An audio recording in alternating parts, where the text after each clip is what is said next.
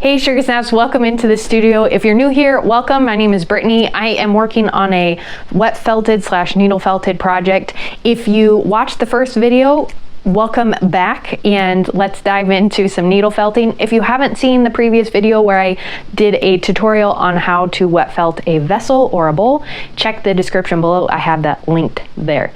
For needle felting, we're not going to be using water and soap. So this is a dry felting process using a barbed needle. And this one I don't have a handle for. I'm just going to be using the raw needle. And the end has little barbs on it that when you press into the material, it pushes the wool fiber into the wool fabric underneath and kind of tangles them up and attaches them into the fabric. So it's different than wet felting because we're not tangling the fibers, we're actually puncturing and pushing them into the material.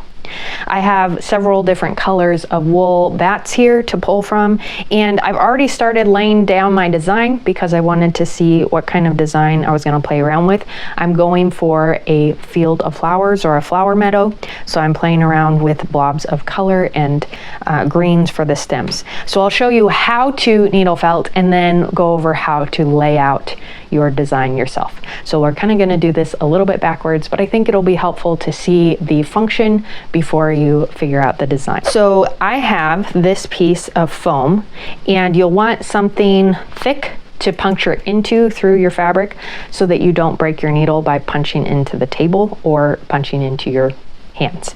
So that I'm going to have to be needle felting on. And then this is my wool felted vessel. If you watched the previous video, you know we finished it off by soaking it in a white vinegar water bath, and I did that for 15 minutes and then totally rinsed it out. It doesn't smell anymore, so that white vinegar smell does go away.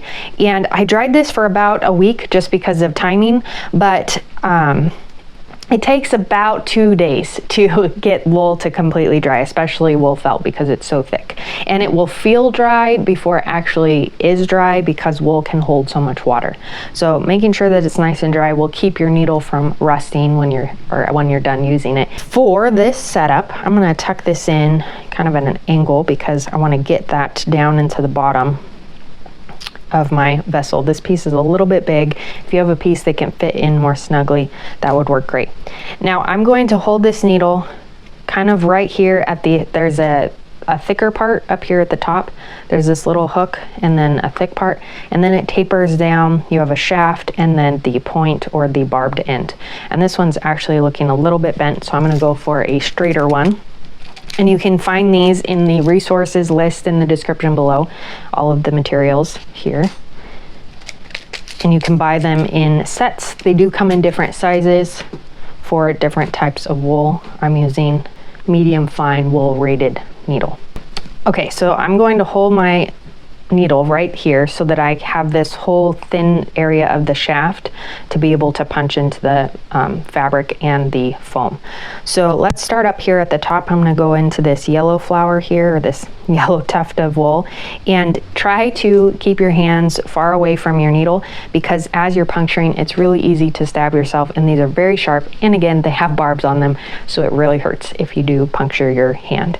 So I'm going to just hold this down with one hand and come in and gently start pressing the wool in. And because I have my little tuft right on the surface, I'm just coming in, pushing the point into that tuft where I want it to go, pushing in and lifting up. And my forefinger, or my middle finger, is situated right above where the barbed section stops, so the thin section of the needle. So I'm using that kind of to stop my hand from pushing this in.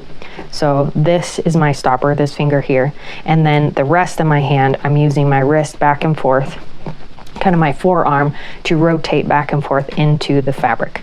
My pinky here is set against the material for stability, and I'm just rotating back and forth like this, punching into the fabric, getting that in place.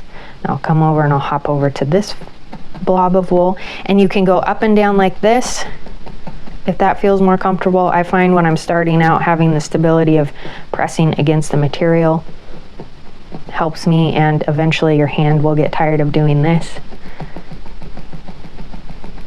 So it's good to have multiple ways of doing it. Now I'm going to go over the surface and come in and try to get all of these attached so that they won't move on me. And this will kind of depend on your type of wool and what surface you're working on. So what you'll do is you'll be needle felting these pieces in, and you'll come in and you'll pull on the wool. And if the wool lifts off, you want to keep puncturing a little bit longer until it no longer just pulls right out. That way your piece will stay nice and stable and the design will stay on even through rubbing or abrasion of use.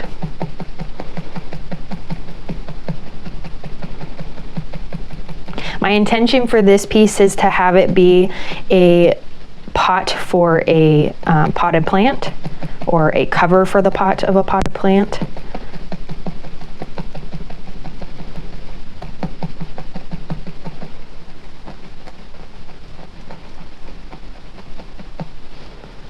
So you can see I shift back and forth from rotating back and forth. When I get tired of that, I left up and down. This needle felting we're doing on material that we wet felted, so it's a combo of the two. You can needle felt in 3D and make small figures or other shaped pieces.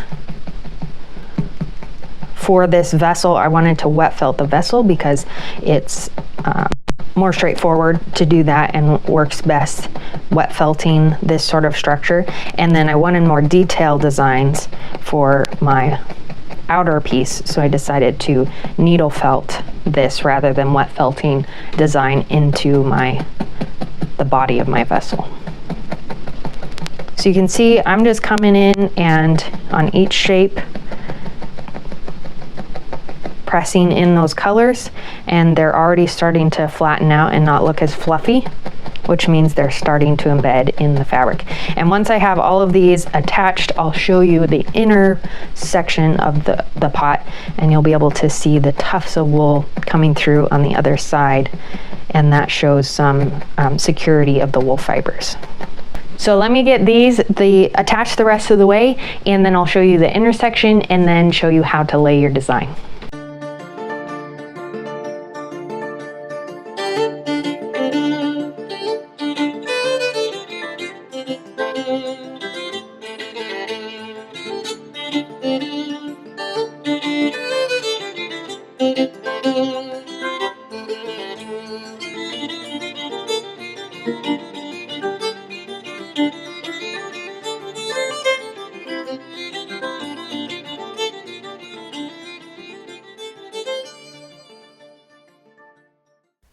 Okay, I've finished needle felting the wool that I had laid out. I'll show you the inside here by turning this out a little bit.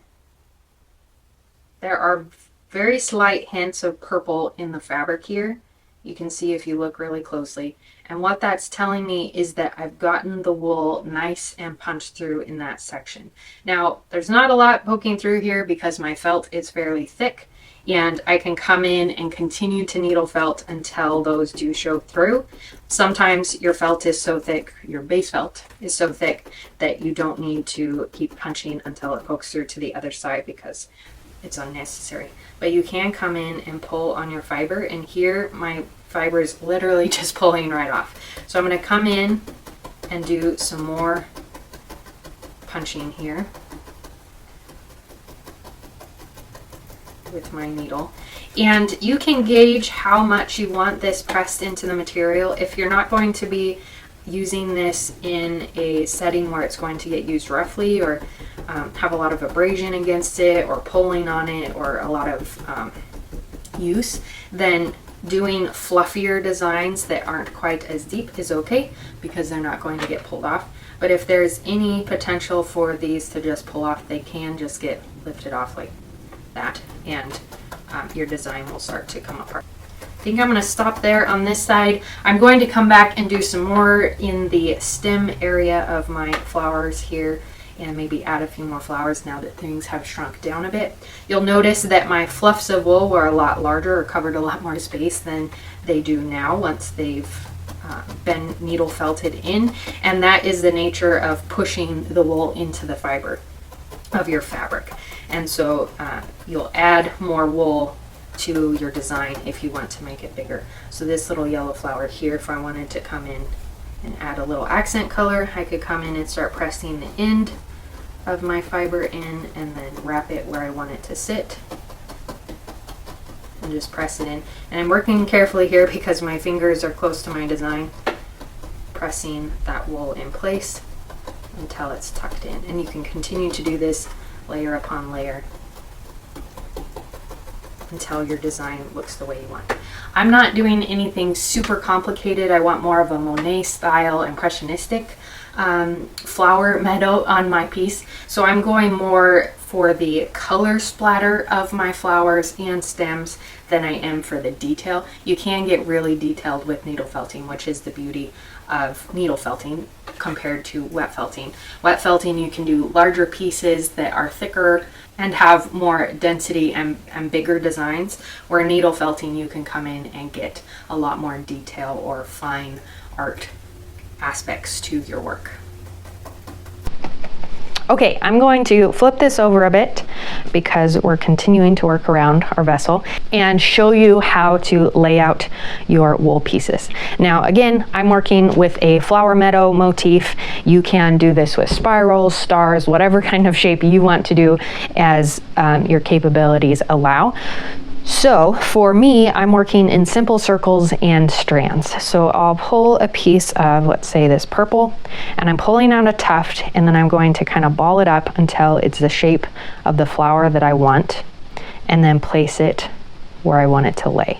And I'm going to continue doing this with different colors of wool, adjusting my size. And again, remember, the wool shrinks as you needle felt it in place, so it won't take up as big of a space as you think or as it looks when it's first laid down. And then I like to add for these flowers a little bit of a contrasting color or color that pops on my flower. Like over here, I had some red in my yellow and some darker yellow with the lighter yellow. And I think that just adds depth to your flower. A lot of flowers have multiple colors in them, so I'm going for that sort of look. I'm gonna do a lighter flower down here. And I'm laying my flowers out, kind of gauging the upper section first, then I'll lay my stems and then lay a lower section of flowers next. So come in with a little yellow flower over here, and maybe, let's see, another dark purple one right there. Okay, so now I'm going to take this mint green and fluff out a little length, and I'm going to give it a little bit of a twist. This is so that I can hold that stem-like shape and then pull off the end of it so that I end up with kind of a stem coming from the base of my flower. And I like to tuck this stem underneath the flower by about a ½ inch from where that flower circle sits, because if you don't extend it underneath, it shrinks and pulls away and disconnects from the flower entirely, and then you have a little flower head floating in space. So if you're trying to get pieces to connect in your work, layer them on top of each other to get that connection where you need it. It's right over here, right on top there, and I'll tuck this one on top of there. I'll bring this green in for a little bit of accenting. Just laying it on top here. Little tufts, kind of like shadows for my green stems. Little bits here and there. And now I'll come in with some more flowers here. Maybe a little guy down here. And maybe a little tiny red one right in there. Haven't used a ton of red as the flower yet, so play around with that. Put a little accent color there. Maybe a little purple on this guy. And I'm just playing around with layering colors and seeing how things look. You can take bits off as you needle felt if you decide you don't like the look of it. Let's see, maybe some purple with the red. Okay, now where'd my needle go? Here we go. Don't lose your needle. You don't want to step on these things. Now again, just like we did before, going in and pressing into some of your design. Just going over each piece to kind of stabilize it and get it into place so that it doesn't shift on me, and I can go in and do a little more needle felting per piece. Again, watch your fingers, try to keep your hands away. If you do need to get in close, stabilize your hand against the felt and do slower punctures until you have it stabilized, and then you can move your hand out of the way.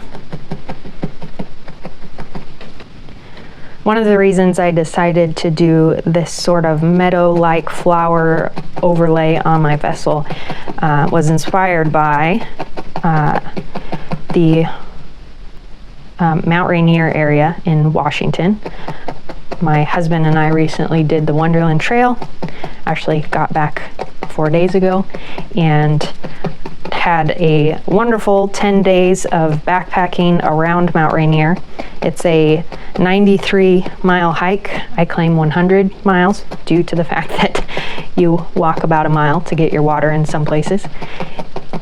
And the time of year that we went, all of the wildflowers, or a lot of the wildflowers, were blooming, and so the meadows were full of lilies and columbine. Way up high there was a lot of alpine flowers. So just the layers upon layers of fun flowers. Bleeding hearts, shooting stars, paintbrush. It was cool to see all the different colors and layers, and colors that you wouldn't think go together do go together in nature, and so it's fun to get inspired by those things and see different color combinations coming together. Needle felting after you've laid your design is a lot of just consistency in puncturing your piece and making sure the fiber goes through the material. You can check the inside again and see how you're doing, and check your pieces, pull them off a little bit. I need to stabilize this guy a little bit more.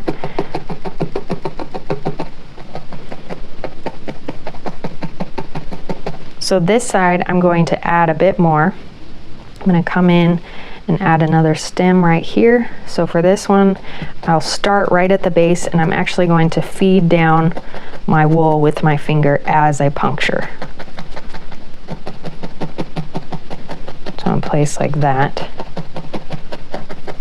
And then this guy's a little bit boring, so I'm going to come in with this little tuft of orange and add some darker color there.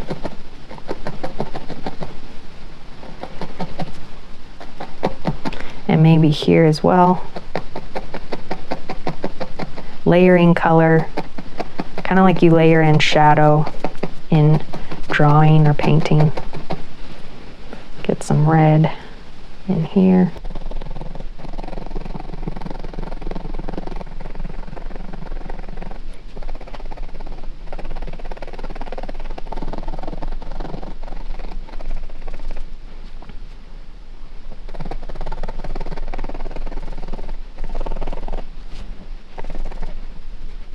So here's the bottom of my vessel now.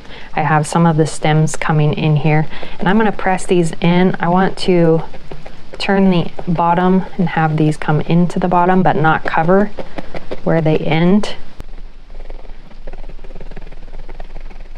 And now I'm going to come in with just a little bit of this light color.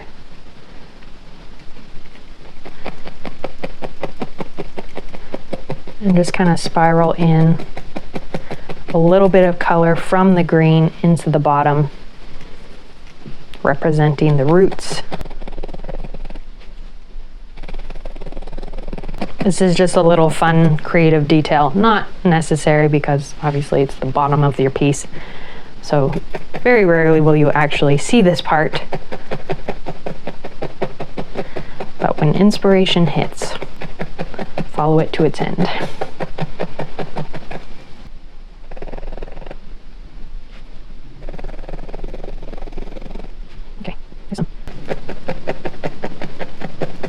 Creative looking roots there. So there is my bowl so far. Lots of fun colors in there. I think I'm gonna add a little flower right here. Maybe a little bit more red over here.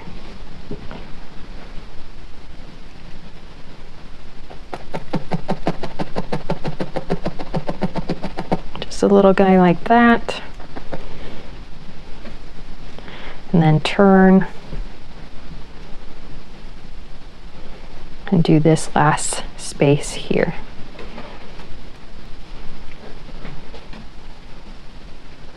This one I'm going to do stems first and then the flowers, just to switch things up a bit.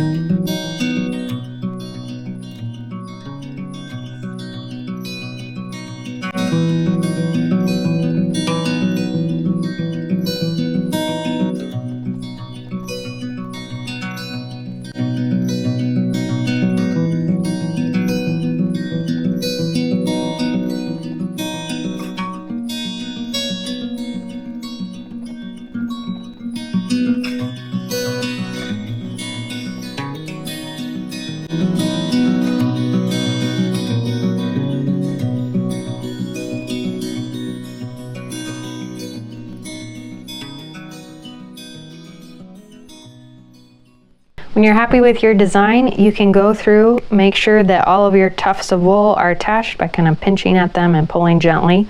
You don't want to pull too hard because that will pull out your work. But a gentle little tug will ensure that you've gotten it attached as you need to. And you can come in and add a little bit of puncturing in here or there if you need it, or to adjust some of the design. So I'm just kind of checking my work to make sure that things are completely attached.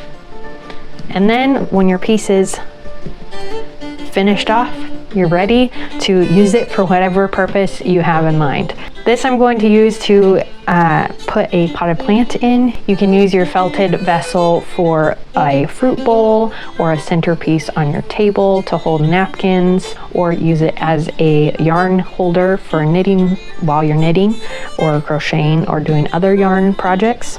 If you make larger ones, they do make great yarn bowls to store your yarn or knitting projects in.